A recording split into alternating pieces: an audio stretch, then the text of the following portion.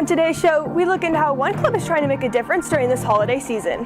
And we look into one girls basketball player who had to take a unique path to find success. These stories and more on this edition of Hilltop News.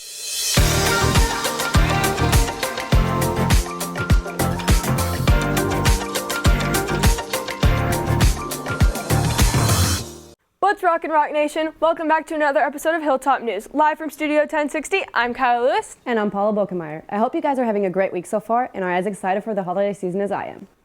Speaking of the holiday season, Veronica Volchek is in studio to highlight what some Rock Hill clubs are doing for the community during this time. Veronica? Thanks, Kyla. With our calendars now marking December, the holiday season has officially begun. I looked into how one of our clubs is trying to give back this time of year. The holiday season is widely seen as the most wonderful time of the year, but for some, it can be one of the most challenging. Clubs have set out to try and make a difference and give back around this time. The holiday season's about being family, and being able to participate in events like this gives some family peace of mind, so they don't have to stress about food or events. With the stress this season brings, many community organizations are trying their best to help out. Gracebridge in particular is amping up their support for families in need. The holidays we try to do a little extra because most families find themselves in a little extra need. So at Thanksgiving we provide turkey cards so that they can go to the store and purchase either a ham or a turkey at Walmart. And then we also provide extra snacks and goodies for kids who will find themselves at home during this time of the holiday season as well. Over Thanksgiving break, Gracebridge held a distribution event. The Spanish Honor Society went out and volunteered at this event to help hand out those turkey cards as well as the extra snacks. This event was not only important for the people in need, but it was also important for the club. It's important to us because it's part of our oath to try and give back, the oath that we give our induction. And usually we focus more on culture, but especially during this time of the year, we want to give back to people who are in need. And a lot of the population, sadly in America, that is in need is part of the Hispanic culture. So we want to be there to support them as much as we can. From the start, Spanish Honor Society has made it their goal to give back to the community. With the spirit of the holidays in mind, they are planning to continue volunteering throughout the month of December. Spanish Honor Society is not the only club giving back. Key Club is also giving back by hosting a holiday toy drive as well as helping donate to senior citizens before Christmas. So Key Club is doing the Marines Toys for Tots, and basically we are collecting toys to give to the less fortunate children and families, just to spread some holiday spirit and cheer. Kyla and Paula, if you want to help out as well, you can bring in some toys to donate for the toy drive until next Friday, December 10th. Thank you, Veronica. Something I've noticed recently is the lack of substitute teachers around campus. I've definitely noticed that too. This is a problem that has been coming up more and more this school year. We caught up with the head of human resources here at Prosper to see what the district's plan is to try and solve this issue. We just have a lack of applicants like other industries right now. And how does that affect us? We have a serious shortage in the classroom for substitutes, which places additional pressure on our current teachers who are covering for each other when their sub-assignment was not picked up. Another way the district is attempting to help this issue is by implementing a new pay policy for teachers to help incentivize full-time staff to fill in for uncovered classes. Starting this week, full-time teachers will be getting paid to fill in for classes that were not already assigned to them. Even through the noticeable issues, Prosper ISD says they feel good about doing their job and handling the shortage. In comparison to other districts in the area, Prosper has still managed to keep one of the highest sub-fill-in rates. With this, they are still trying to find a long-term solution for the shortages.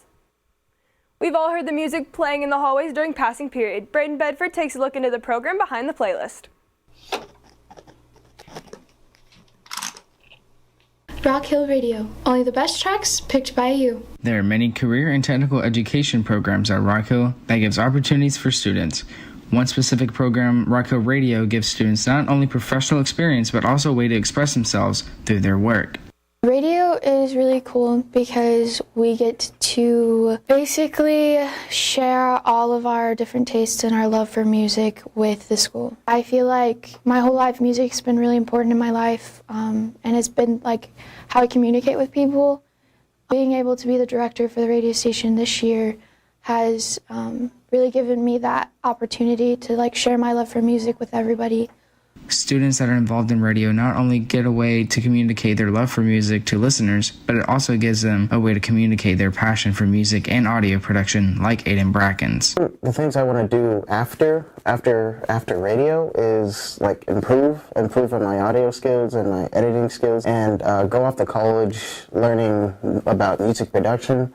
This is important to have something like this, because not everybody is going to be good at the same thing. When it comes to like audio or technology and stuff like that, people need this type of elective so they can hone on these skills. The work that they produce to express themselves through their creation isn't the only thing that radio offers to students. It also helps them build their confidence and learn how to handle real-life situations they might encounter in their real profession. So it's giving them a way to make sure their work is polished and professional, and being able to speak clearly for others to understand them in a way that's edited professionally. I like seeing how the kids have taken it. They know way more than I do, and so that's great in helping me learn. But it's been a nice collaborative process, and I like seeing when pieces connect. Opportunities like these for students is what gives them a chance to share what they enjoy with their fellow peers, and that is exactly what radio gives them. For Hilltop News, I'm Braden Bedford. You can catch the Rock Hill Radio stream and podcast on hilltoptimes.net whenever you want to listen. The Art Honor Society is hosting their annual fair this Saturday. Art has always been a staple for the expression of different cultures. Grace Quinn highlights one student who is expressing herself through works of art. Returning as a vendor for the second annual National Art Honor Society Arts and Crafts Fair, junior Natalie Sandoval has taken her love of art and molded it into much more. Usually with my clowns, people are like amazed with the colors, and some of my other pieces, they really like the detail that I put into my artwork. There's one that I'm going to be selling, and it's 2 skulls, and there's so much. The focus is the skulls, but there's still much more going on in the background. While art on the surface is a visual concept, there are many other components that go unseen at first. Sandoval explains that she uses her artwork to express herself. Well, I use it to vent. So whenever I'm feeling down, I usually draw anything that comforts me, and it's usually clowns, funny enough. It just makes me happy. So I think it really helps me because I didn't really tell anyone how I was feeling. So I did it through my art, and it came out in such a beautiful way that people kind of, in their own way, tied it to their own struggles. Art teacher Gina Mock highlights the importance of showcasing student artwork. Over 50 students participate in the fair and are able to be vendors, volunteers, or even go just to enjoy the culture of art. We have students that are vendors. They get to see what it's like to run a craft show, but also those students that are actually doing the actual sale of their artwork. They get a little taste of what it's like, and then they can decide, okay, so what can I do to market my work better, and how can I promote my work outside of this event? Students like Natalie plan to sell ceramic pieces, charms, and many more of their creations at the Arts and Crafts Fair and share their works of art with the community. For Hilltop News, I'm Grace Quinn. You can come by the art fair December 4th from 9 a.m. to 5 p.m. to see some of Natalie's work along with many others.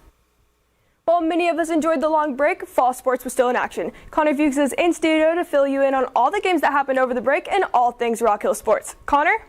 Thanks, Kyla. Boys basketball was in action over the break. They started off against Dallas Kimball on the Friday we left before break. They went out to an early lead 9-6, but they could not hold on the rest of the game, falling 77-55. The team didn't get much rest after that game, starting their tournament play on Monday the 22nd. They faced off against 2 tough opponents in Keller and Independence and sadly came up short in both those games. Saturday, the team looked to rebound in a non-district match versus San Antonio Wagner. Rock Hill ended the break on a high note, pulling off a win in that game 59-46. However, Rock Hill did not get much time to celebrate that win, having to face off against the #1 team in the nation in Duncanville last night. Rock Hill held their own in the first quarter, only going down by 2, but after that, Duncanville showed why they are seen as the best, taking a 21-point lead going into the half. After half, both these teams continued to trade shots, and when the final buzzer went off, Duncanville went home victorious by a score of 90-66. The Blue Hawks' next game will be in tournament action against Saginaw on Thursday. Girls basketball was also in action over the break. They started off by playing against Northwest on the 22nd. Unfortunately, they lost that one by a score of 31-51. Just like the boys, they had little time to rest as they immediately went into tournament mode, getting back-to-back wins, beating Oklahoma Storm 48-46 in overtime, and then Dunbar 63-37. The next day, they moved into semifinals where they faced off against Ryder. Unfortunately, they came up short in that game. With the loss, they moved into the third-place game. They faced off against Van Alstyne in that game where they took home a win 45-42 to win third place overall for the entire tournament. Finally, last night, they faced off against Salina. Big performances from Alicia Brooks on the defensive side of the ball, and Caroline Caldwell with her excellent shooting touch led the Blue Hawks to a dominant 59-38 win. Basketball season is in full swing, and our girls varsity team has a whole new dynamic this year. Grant Bizion highlights one player who's overcome many roadblocks. Junior basketball player Jackie Powell knows her teammates have her back, despite bouncing between virtual learning and in-person athletics last season. Just showing up for my teammates is my motivation, because if I don't want it to be like a burden to them, because they're already learning a lot and we do a lot, so I don't want to be a burden to just be forgetting and stuff. So showing up and integrating with the team has not always been easy. Trying to build connections while not being available on campus full-time made Jackie work harder with her limited time with her teammates. No, I think it's more, Jackie's one of our glue kids. She just goes so hard, does all the little things right, and her commitment's always been there. So I think she's definitely gotten better as the year's gone on and this summer. So this off-season, the Blue Hawks focus on synergy with culture-building activities and learning the importance of being present with each other. Always showing up when you're ready, because sometimes it's hard not to be able to show up. And if you don't, you're just like putting down your teammates and stuff, and you're just making it harder than it already is. Jackie hopes to continue building bonds with her teammates and is looking forward to a successful season. For Hilltop News, I'm Grant Bizion. You can catch Jackie on the court at home on December 7th against Denton Geyer. Well, that's all for today's show. For Hilltop News, I'm Connor Fuxa. I'm Paula Bokemeyer. And I'm Kyla Lewis. Keep rocking, Blue Hawks.